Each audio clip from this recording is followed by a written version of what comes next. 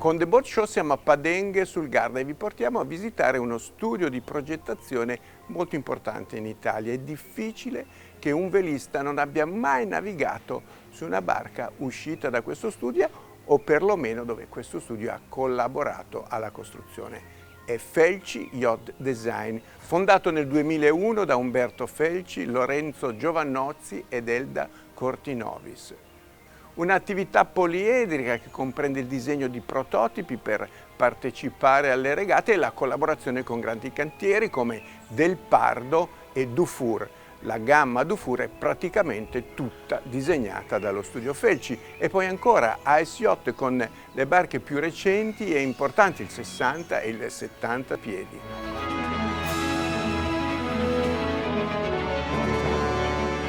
Il lago rappresenta quello che è in fondo una grandissima palestra.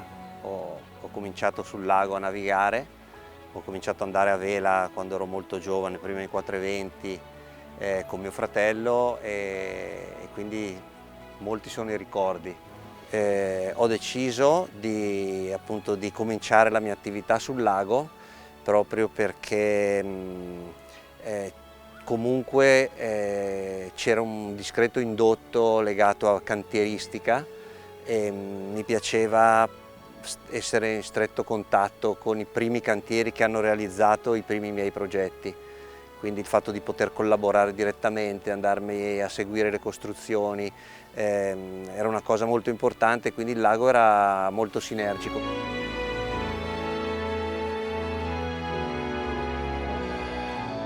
La 100 miglia ha rappresentato, soprattutto in passato, un tassello importante. La prima barca che ha vinto la 100 miglia è il Bravissima. È il mio progetto numero 3, avevo anche timonato la barca. Era una barca nuova, diversa, che ha dimostrato veramente delle caratteristiche incredibili. Ancora oggi Bravissima vince. Poi la 100 miglia, mie imbarcazioni, tantissime l'hanno vinta. Il Clandestine, che è il nostro classe libera, penso che l'abbia vinta 5-6 volte. Progettare una barca in fondo ancora oggi è una cosa molto complessa, si devono mettere insieme tante conoscenze dal punto di vista appunto pratico, cioè devi sapere cosa stai facendo, una barca la devi conoscere, l'attrezzatura di coperta, per forza di cose è un vantaggio incolmabile e soprattutto è una condizione che è necessaria. Poi c'è una competenza scientifica che tu devi collimare, perché non basta essere un velista per progettare una barca. Ovviamente è importante anche l'elemento del saperle poi costruire, ci vuole perché ti porta a progettare meglio. E poi la bellezza dell'oggetto è un altro elemento che va insieme. Tu hai studiato architettura, pensi che questo ti dia un vantaggio o sia uno strumento utile a questo lavoro? Guarda, direi che alla fine dei conti sicuramente è stata una fase molto importante. Me ne rendo conto adesso più che in passato. Il fatto di saper gestire un progetto nella sua complessità, quindi gli aspetti tecnici, gli aspetti formali, gli aspetti umanistici, il rapporto con i clienti, sono proprio una cosa che scaturisce tantissimo dall'approccio, proprio dal metodo di studio che si impara in una... La cultura del progetto. La cultura del progetto, del far bene, del costruire, nel seguire il dettaglio. Ci vuole la competenza tecnica, competenza scientifica, ma il valore artistico di quello che fai è importante. Cioè, la mia famiglia ha un background artistico da generazioni, in certi momenti viene fuori probabilmente, non lo so, c'è sicuramente il gusto di fare una cosa fatta bene, forse anche un po' la capacità inconscia di riuscire a creare qualcosa che alla gente piace. Questo non è scontato, in fondo non si può studiare. Cosa piace alla gente? Che cosa cerca nelle tue barche? Guarda, io penso che molti siano affascinati dal nostro piccolo team. In fondo siamo un gruppo molto affiatato che racchiude competenze diverse, perché il mio socio è ingegnere aeronautico, abbiamo Guglielmo che è un ingegnere, Gabriel che è un architetto, Giulia che anche lei è ingegnere, quindi mettiamo insieme ognuno un piccolo tassello, un aspetto.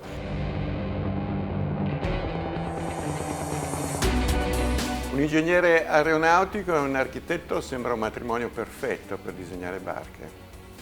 Ma diciamo che è un'abbinata che effettivamente penso che sia stata abbastanza vincente. Ci completiamo molto, c'è molta stima e amicizia reciproca, quindi questo sì, penso che si ripercuota molto nei nostri progetti. Ogni progetto nuovo è un nuovo equilibrio da ritrovare, perché per poter andare avanti, alzare l'asticella, c'è sempre bisogno di mettere qualcosa di più sul tavolo. E quindi su uno dei piatti della bilancia vengono messe le nuove idee, le nuove anche provocazioni, e questo devo dare molto merito a Umberto, che è sempre molto dinamico e riesce sempre a dare nuovi stimoli.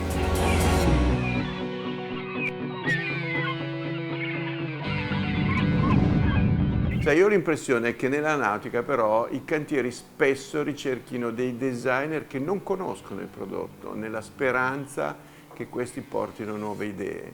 E io sono abbastanza contrario. L'oggetto barca è una cosa precisa, è un mondo complesso dove metter mano. Sono d'accordo. Sono due atteggiamenti in fondo, no? Il tradizionalista che immagina che la barca a vela deve avere il carteggio sulla destra, e invece la visione di chi dice no, basta, ci hanno stufato queste cose, adesso arriviamo, facciamo le cose di rottura. È chiaro che io sono d'accordo sul fatto che la barca deve avere delle caratteristiche tecniche imprescindibili, cioè non esiste una barca a vela, deve essere perfetta con 20 nodi di bolina, se non va bene lì non è una barca a vela. Questo qui non ci sono scuse che mi puoi raccontare, il design, non ci sono scuse. Però per arrivare lì posso arrivarci in tanti modi. Non posso non guardare quello che fanno gli altri, dove sta andando il mondo del design, le forme, quello che la gente vuole percepire.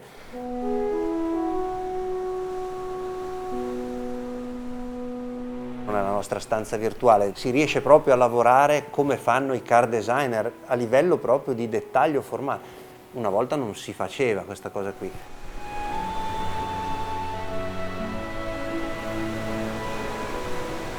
Quali sono i campi dove si può ottenere un progresso maggiore nella nautica, dove l'esplorazione forse è ancora incompleta?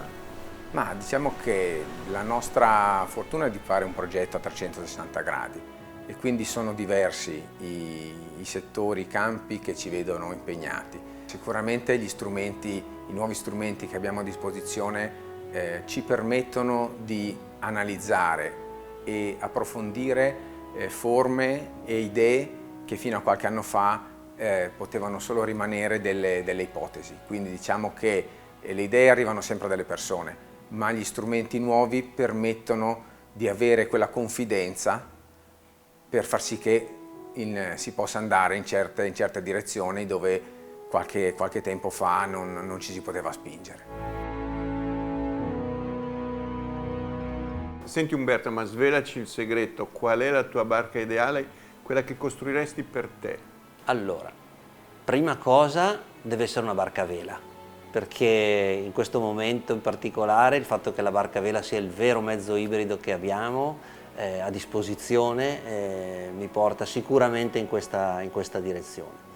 Le dimensioni devono essere abbastanza generose, io direi che tra i 55 e i 65 piedi è quello che mi sembra giusto, perché sono un po' claustrofobico, a me piacciono gli spazi grandi, quindi poche cabine abbastanza ampie, pochi bagni abbastanza ampi, in modo da poter vivere a bordo, ecco, una vita rilassata, spostandomi a vela però in modo sicuro e veloce. Ecco, un pochino questi sono i concetti che si riassumono in un nostro progetto e che mi piacerebbe poter vivere un po' di più.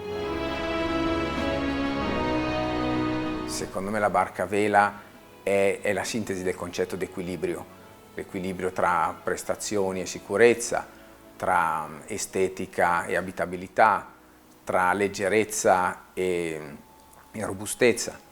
Ogni volta bisogna miscelare questi fattori e quello che noi facciamo quotidianamente è metterli insieme con una grande rigorosità. È un lavoro che si vede poco, è un lavoro di cui si vedono gli effetti, perché quando si viene provata una barca e vengono lodate, le doti di equilibrio, di facilità di utilizzo, ma anche di velocità, performance, eccetera, è tutto frutto di un grandissimo lavoro che si vede meno, ma che parte appunto dalle forme di carena, ai profili utilizzati nelle pinne, alle superfici laterali delle appendici in genere, le riduzioni di resistenze dei bulbi.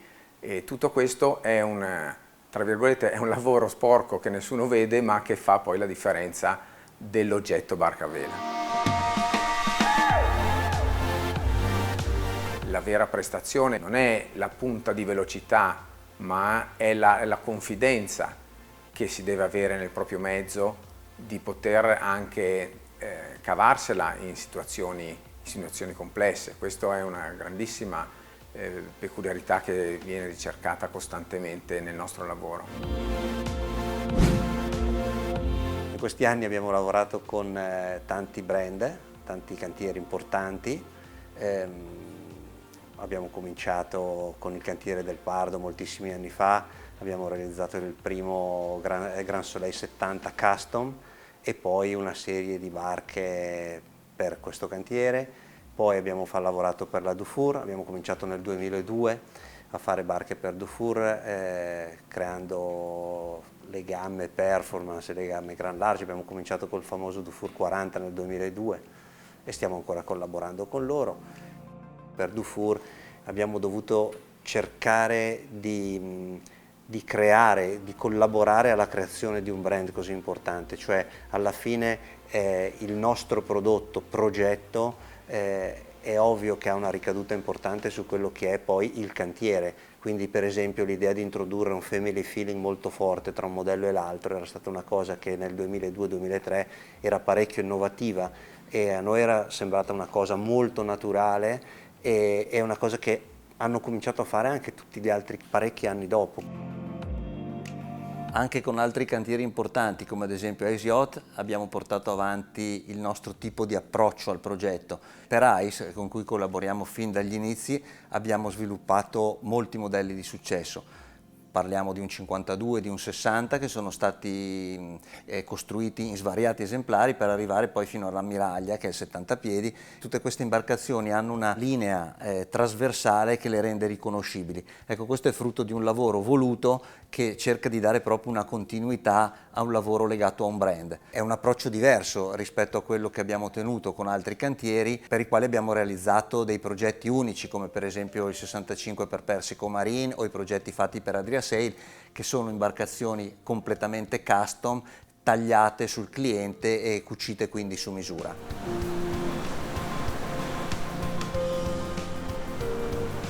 Quando in Dufour Yacht ci hanno chiesto di mettere la plancia barbecue a poppa, ci siamo guardati come se fosse una follia. E però ovviamente abbiamo fatto quello che ci chiedevano, quindi abbiamo provato a introdurre la plancia nel miglior modo possibile, che desse il meno fastidio possibile. Ecco, ti dirò che questa è stata una delle cose incredibili perché ha avuto un successo di vendite pazzesco e ogni volta che io vado in crociera con un Dufour mi rendo conto del perché. Tu dalla mattina alla sera puoi cucinarti i pancake alla mattina, il polletto allo spiedo alla sera, quindi effettivamente una cosa molto semplice che costa qualche centinaio di euro rende l'utilizzo di una barca molto migliore, molto più friendly e ti permette di vivere una crociera molto meglio. È molto importante usarle le barche, andare in crociera, io tutti gli anni vado in crociera, le provo una dopo l'altra, mi faccio con la famiglia, è un modo per vivere il mare, no? E quindi è un continuo crescere all'interno della propria progettazione.